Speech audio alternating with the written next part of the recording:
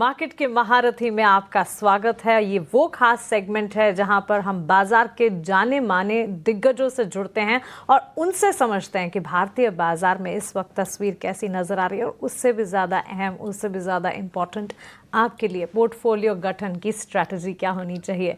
इसी कड़ी में आज हमारे साथ एक बाजार के जाने माने दिग्गज जुड़े हैं। स्वरूप मोहंती हैं हमारे साथ, हमें बताएंगे भारतीय बाजार के लिए इस वक्त सेंटिमेंट्स कैसे नजर आ रहे हैं। स्वरूप, बहुत स्वागत है आपका ईटी नाउ स्वदेश पर। सबसे पहले तो festival greetings to you. Navratri और दुर्गा पूजा की आपको ढेरों शुभकामनाएं। Thank you so much.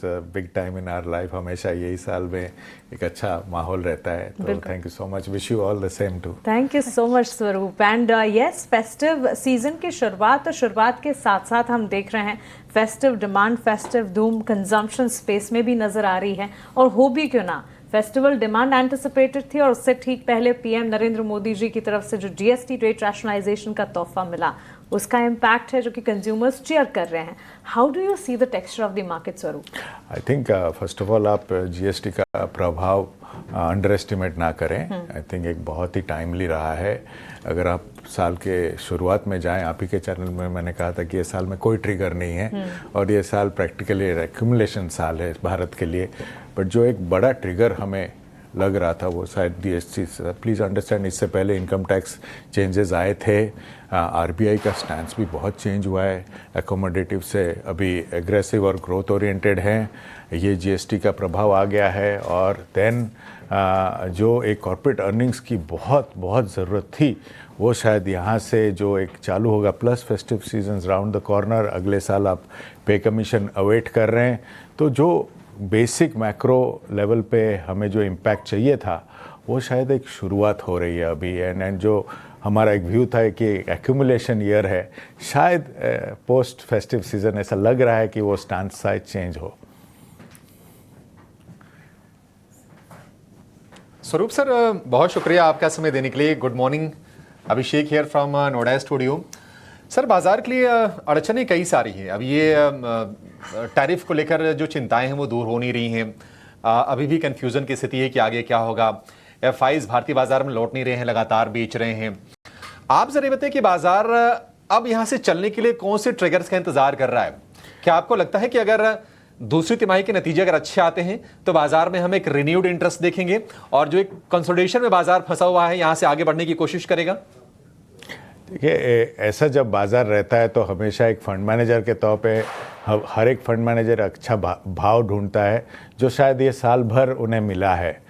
Don't under estimate the impact कि ये सब भाव में जो एक्यूमुलेशन हो रही है एट स्टॉक लेवल, उसका इम्पैक्ट आगे जाके पोर्टफोलियो स्ट्रेंथनिंग में प्रभाव डेफिनेटली लाएगा। बट जो आप कह रहे हैं वो सही है, क्योंकि ग्लोबल इम्प्लीकेशंस इतने टर्मोइल के तरफ जा रहे हैं या वॉलेटिलिटी के तरफ जा रहे हैं, तो इसमें एक सटीक व्हाट कैन आई से व्यू लाना बहुत ही मुश्किल हो रहा है। बट हम अपने जो आंकड़े आते हैं उस पर निर्धारित रह के हम अपने व्यू बनाते हैं। और ये जो धीरे धीरे जो स्ट्रेंथ ऑफ इंडिया जो दिख के आ रही है, ग्रोथ अभी भी बरकरार है, जो पॉलिसी मेकिंग है वो भी आगे जाके हमें बहुत अच्छे इंडिकेशंस दे रहे हैं कि ग्रोथ रहेगा। प्लीज़ अंडरस्टैंड, 3 साल अच्छा मानसून रहने से इन्फ्लेशन जो एक बहुत बड़ा इम्पैक्ट रहता है बजट पे, वो एक अच्छा एक व्हाट कैन आई से एक अच्छा रहा है from India perspective. Inflation under control, और हमारे हिसाब से ये साल भी मानसून अच्छा है तो अगले साल इन्फ्लेशन भी ठीक ठाक रहेगा। एंड एक बार पे कमीशन इम्पैक्ट आ जाए तो जब कैश आदमी के हाथ में आ जाता है तो एक कंजम्पशन के लिए बहुत अच्छा एक इम्पैक्ट रहता है। हमें तो बाज़ार अभी अच्छा कंस्ट्रक्टिव लगने लगा है। एक बार कॉर्पोरेट अर्निंग्स दिखने लगे तो शायद जो ट्रिगर चाहिए था बाज़ार में वो मिलेगा। बट जो आप कह रहे हैं एकदम सही है, जितना भी हम इंडियंस बाज़ार खरीद रहे हैं उतना ही एफआई बेच के जा रहा है, तो बाज़ार थोड़ा स्टैंड स्टिल है। मैं ये नहीं मानता हूँ कि एफआई की पैसा ज़रूरत नहीं है, बहुत ही इंपॉर्टेंट है इंडियन मार्केट्स के लिए। जब कॉर्पोरेट रिजल्ट शायद आने लगे तो we might see a reversal in them. Plus ये ग्लोबल डाइवर्सिटी में प्लीज़ अंडरस्टैंड, जब वर्ल्ड 2-3% में ग्रो कर रहा है, India is growing above 6%, which is good for the country. Ji Swaroop sir, जैसा कि आपने कहा कि अब क्वार्टर 2 के नतीजे आने वाले हैं, तो अर्निंग्स के लिहाज से इस बार की रिपोर्ट्स में कोई खास ट्रेंड आपको नज़र आ रहा है? निवेशकों के लिहाज से अगर पूछूं तो क्या कौन से इंडिकेटर्स अहम होने वाले हैं इस बार? यही इंडिकेटर्स आई थिंक जो जीएसटी का एक इम्पैक्ट रहा है, आई थिंक इट इज़ प्रीएम्प्टेड कि एटलीस्ट कंजम्पशन में तो दिख ही रहा है हमें इन स्ट्रॉन्ग पॉकेट्स, तो अगर वो आ जाए तो बहुत ही अच्छा रहेगा। बट जब एक इम्पैक्ट आता है एक पॉलिसी मेकिंग का, उसका इम्पैक्ट आने में थोड़ा टाइम लगेगा। So maybe we have to give this entire year थोड़ा टाइम, एंड इसका शायद प्रभाव अगले साल आएगा। बट बाज़ार को जो एक चीयर चाहिए था वो शायद मिला है, बट ऐसा नहीं है कि कोई मेजर इम्पैक्ट आएगा बाज़ार में। एक पॉजिटिव तरफ गया है इस अपना, मैं वहाँ तक अपना व्यू रखूँगा। एब्सोल्युटली। स्वरूप, अब हमारे मार्केट पार्टिसिपेंट्स, हमारे व्यूवर्स के लिए एडवाइस, एक तो इन दिनों आईपीओ मार्केट में काफ़ी चहल पहल है, and in the light of same क्या एडवाइस आप व्यूवर्स, मार्केट पार्टिसिपेंट्स को हमारे माध्यम से आपको जो सुन रहे हैं उन्हें देंगे? और साथ ही एक सवाल ये भी है कि इस आईपीओ मार्केट में जुड़ना चाहिए, इसमें निवेश का नज़रिया बनाना चाहिए, या फिर मार्केट की अगर बात करें इक्विटी मार्केट में, और इक्विटी मार्केट में भी बेंचमार्क्स के साथ रहें या ब्रॉडर मार्केट्स के साथ रहें? देखिए मानसी, थोड़ा एक ब्रॉड मार्केट का डिस्कशन कर लेते हैं। नॉर्मली मार्केट अगर आप हिस्टोरिकली देखें तो 5 साल में शायद एट निफ्टी लेवल डबल करता है, बट एक कोविड में एक इतना अच्छा एक बेस मिल गया तो शायद एक बहुत अच्छा 3 साल का एक रन रहा है, उसको एक एबरेशन मान के चले। बाज़ार डेफिनेटली एक रिवर्सल टू मीन है, और आगे जाके ये सैनिटी जो हो जाएगा वही 5 साल में डबल के आएगा। तो जो मेन निवेशकों की तरफ से एक बिग चेंज लाना पड़ेगा वो है, I mean now limiting returns जो बाज़ार के हैं उसके तय आप चलें। आईपीओ एक बहुत ही अच्छा चीज़ है इंडिया के लिए। I think company is going to the market, fund managers के लिए ऑप्शन देती हैं। 2016 में हमारा एक मिड कैप हमने बंद किया था ये बोल के कि ऑप्शंस है नहीं, बट लास्ट 2-3 साल से वर्ल्ड के नंबर 1 पब्लिक इश्योरेंस कंट्री बन गए हैं। तो जितने अच्छे आईपीओज आए फंड मैनेजर्स के लिए उतना ऑप्शन, तो हम तो हमेशा ये चाहते हैं कि more and more companies come for the market. Investors अगर खुद ये चयन कर सकें पढ़ के स्टडी करके तो डेफिनेटली लेना चाहिए, किसी के कहने से लेना नहीं चाहिए। अगर वो प्ले आप करना चाहते हैं तो डेफिनेटली मैं ये मानता हूँ ये माहौल में फंड मैनेजर के ज़रिए आप प्ले करें, that will be better for you. बिल्कुल सही सीख है ये कि आप फंड मैनेजर्स की जो सोच है, उनकी जो एक्सपर्टीज़ है उस पर आप भरोसा करें और उसके हिसाब से बाजार में अपनी स्ट्रेटजी बनाएं। स्वरूप सर, एक और चीज़ है, अगर हम पिछले साल भर में बाजार को अगर देखेंगे तो करीब 4% नीचे है, तो बाजार नीचे गया है, मतलब इंडेक्स में पैसे साल भर के नज़रिए से देखेंगे तो नहीं बना है। लेकिन क्या आपको लगता है कि जो फंड मैनेजर्स हैं उनकी इन्वेस्टमेंट फिलॉसफी चेंज हुई है? क्योंकि बहुत सारे ऐसे फैंसी सेक्टर्स पहले होते थे, आप परफॉर्म नहीं कर रहे हैं, ग्रोथ काफ़ी सबड्यूड है, आईटी को भी उसमें हम गिन सकते हैं। तो क्या कुछ बदला है, मानसिकता में किस तरह का बदलाव आया है, और कौन से सेगमेंट्स को लेकर आप बुलिश हुए पिछले 1 साल में? देखिए हमेशा एक फंड मैनेजर का यही एक ओपिनियन या बर्ताव रहेगा to buy a good company at a good price. World wide ये मान के आप चलो कि एक अच्छा कंपनी या अच्छा एसेट जिसको मैं मानता हूँ ग्लोबली वो इंडिया है, और लास्ट 1 साल से अच्छे भाव में भी मिल रहा है एट अ मैक्रो लेवल। तो एज एन इन्वेस्टर मैं तो यही कहूँगा कि जितना ये भाव पे एक्यूमुलेट कर लूँ उतना बेहतर आगे जाके, क्योंकि ये कंट्री का जो स्टेटस है और जो ग्रोथ रेट है वो आगे जाके प्ले आउट करेगा।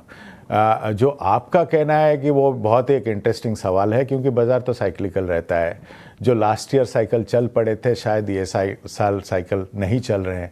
जो लास्ट ईयर जो पोजीशंस लेके फंड्स बैठे थे वो शायद ये साल परफॉर्म नहीं कर रहे हैं, और जो लास्ट ईयर परफॉर्म नहीं कर रहे थे ये साल ये उनका साइकिल चलेगा।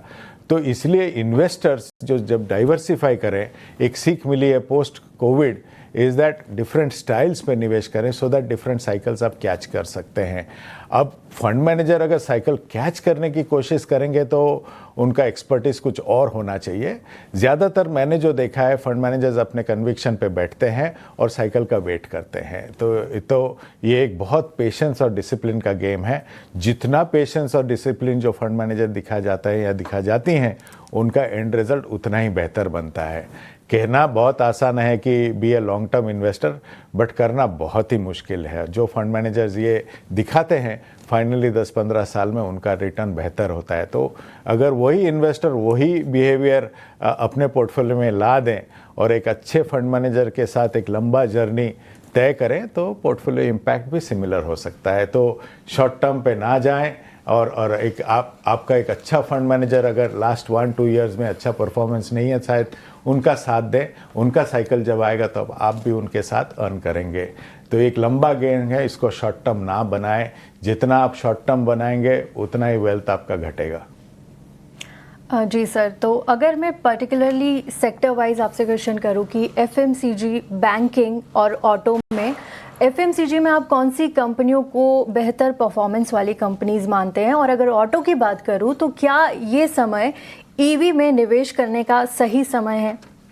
ईवी हमारा एक लॉन्ग टर्म प्ले है, और अगर आप आगे जाके देखें, पहले जो एक ईवी का एक प्ले था बेसिकली एक एनवायरनमेंट के तरफ से, ग्लोबली आप देखें आज के डेट में ईवी मैन्युफैक्चरर्स जो गाड़ी बाज़ार में ला रहे हैं, पुराने अच्छे मैन्युफैक्चरर्स के कंपटीशन में बेहतर मैन्युफैक्चरिंग करने की शुरुआत कर चुके हैं। तो जो एक सिर्फ एक ईवी गेम था वो ईवी गेम नहीं रहा है। इंडिया में थोड़ा सीमित है वो स्कोप, बट फिर भी कुछ इंडेक्स फंड्स हैं और ETFs हैं जिनको आप ले सकते हैं प्योर ईवी प्ले में। मेरे हिसाब से अगर 10 साल इसमें बैठें तो इसका एक बहुत ही अच्छा एक प्रोबेबिलिटी बनता है। वर्ल्ड तो वहीं पे ही जा रहा है। FMCG ब्रॉड कंजम्पशन बोलूँगा, not exactly FMCG, because FMCG थोड़ा सेक्टर हो जाता है। ब्रॉड कंजम्पशन हमें अच्छा लगता है आज के डेट में। एंड अगर ये मैं सलाह डेफिनेटली दूंगा सबको कि एक अच्छा कंजम्पशन फंड लें, और उसका जो भी परफॉर्मेंस रहा है 10-15 साल में, उसको आप कोई भी डाइवर्सिफाइड फंड के साथ आप अगर कंपेयर करें तो आप रिजल्ट खुद देखेंगे। बट ये सब जब आप थीम प्ले करते हैं तो थीम लंबा चलता है, तो 10-15 साल इसमें बैठेंगे तो ये भी रीरेट करता है अपने आप को। तो मेरे हिसाब से बोट कंजम्पशन, ईवी, ऑटो, हमें एंसिलरी भी अच्छा लगता है। At the end of the day कुछ पॉकेट्स में ऑटो हमेशा प्ले करेगा। GST के बाद सम ऑफ द कार बुकिंग्स जो हम देख रहे हैं is looking at a good number. तो ऑल थ्री हमें आई थिंक अच्छा लगता है। फार्मा इन पॉकेट्स भी अच्छा लगता है इन स्पाइट ऑफ टैरिफ्स। स्वरूप, बहुत शुक्रिया आपका हमारे साथ जुड़ने के लिए, सवालों के जवाब देने के लिए और अपना फंडामेंटल नज़रिया, ओवरऑल आउटलुक मार्केट पर बताने के लिए। एक बार फिर से नवरात्रि और दुर्गा पूजा की आपको ढेरों शुभकामनाएं। देवी माँ की कृपा आप पर और आपके परिवार पर बनी रहे, ऐसी हमारी बेस्ट विशेस। थैंक यू आपको और आपके व्यूअर्स को भी बहुत बहुत धन्यवाद। Thank you so much. बिल्कुल बिल्कुल। और चलिए 10 के बाजार, मार्केट के महारथी को समेटने का समय इस वक्त हो चला है। फिलहाल मुझे, तृप्ति और अभिषेक को आप दीजिए इजाजत, लेकिन ET नाउ स्वदेश पर खबरों का सिलसिला, मार्केट का एक्शन लगातार बना हुआ है। अगली पेशकश और स्टॉक्स लेकर जल्द लौटेंगे। आप बने रहे हमारे साथ। नमस्कार।